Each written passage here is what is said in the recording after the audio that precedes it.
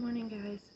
It is March 8th, 2022, and today we're starting chapter 18.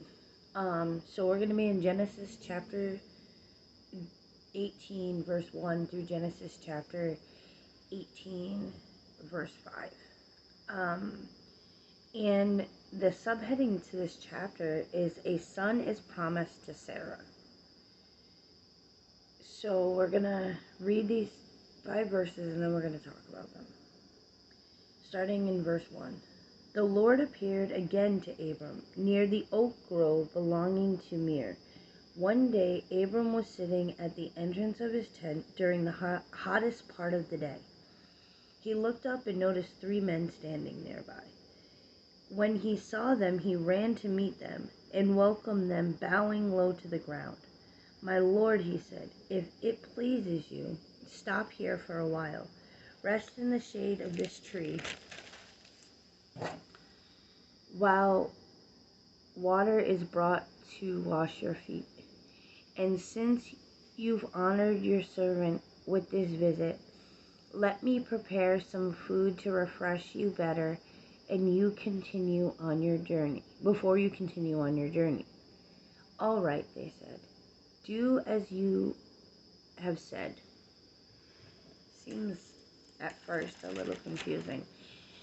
And I'm not quite sure if I understand this correctly, but what I see here is a few things.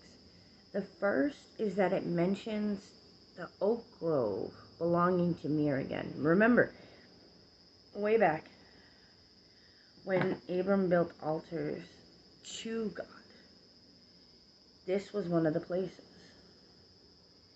And so this is of importance. But what I think is the greatest of importance is the 3 men that showed up. Now, like I said, this is completely what I think. And if I'm mistaken, then I will apologize for it. But there's 3 men. I honestly believe this is the Trinity. The Father, the Son, and the Holy Spirit. And Abraham realizes that. And in this moment, and in this time, hospitality was huge. That was a person's reputation about how hospitable they are when somebody shows up at their house. So when Abram says, let me feed you, let me wash your feet, remember, in this time, and even in the New Testament, washing feet was a sign of servitude, but also a sign of respect.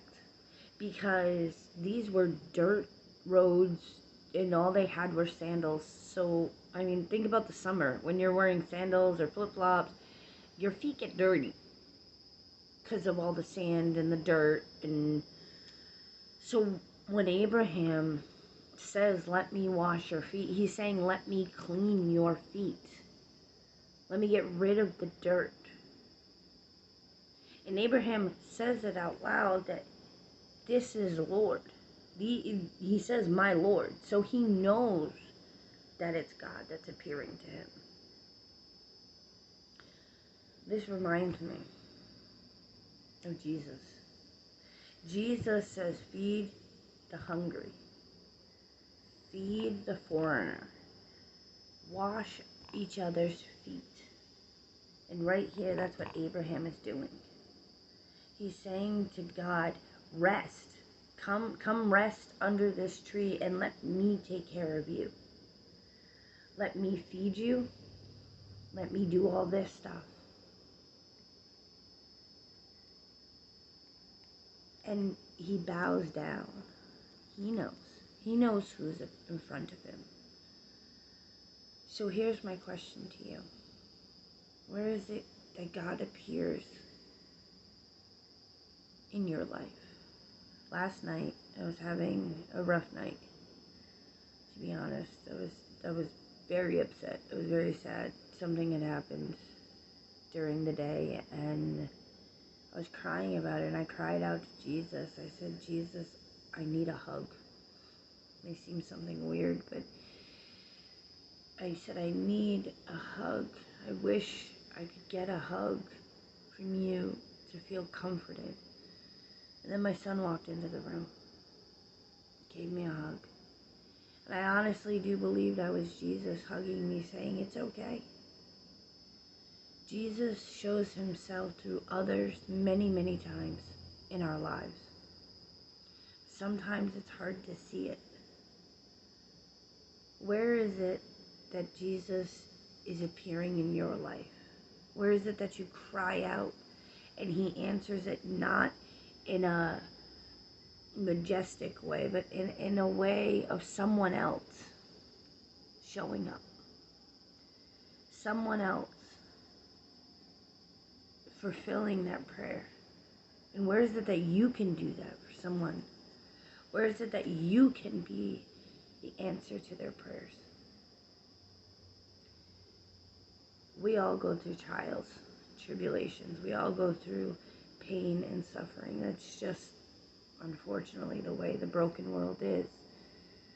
But Jesus doesn't only appear in the Word. He appears in others. He shows up in others and how they act, how they receive you, how they give you hope. So my question is double. The first is, where is Jesus showing up in your life through another person? But also, where can you show up in someone else's life? As, with Jesus. I hope today you see Jesus in all you do. And I hope today that you see God's promise all around you. And I will see you guys tomorrow.